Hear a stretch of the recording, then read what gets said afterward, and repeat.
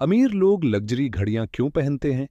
क्या आपने कभी सोचा है कि अमीर और कामयाब लोग हमेशा महंगी और लग्जरी घड़ियां क्यों पहनते हैं?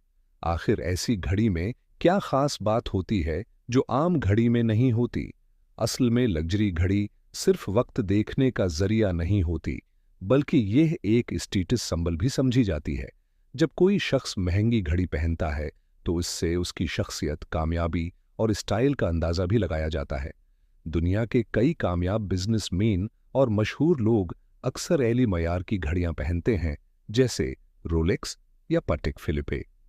इन घड़ियों की खास बात यह होती है कि इनमें बेहतरीन मशीनरी, मजबूत मटेरियल और शानदार डिजाइन इस्तेमाल किया जाता है।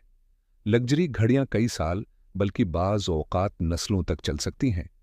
इसी वजह से कुछ लोग उन्हें सरमायाकारी भी समझते हैं, क्योंकि वक्त गुजरने के साथ उनकी कीमत बढ़ भी सकती है।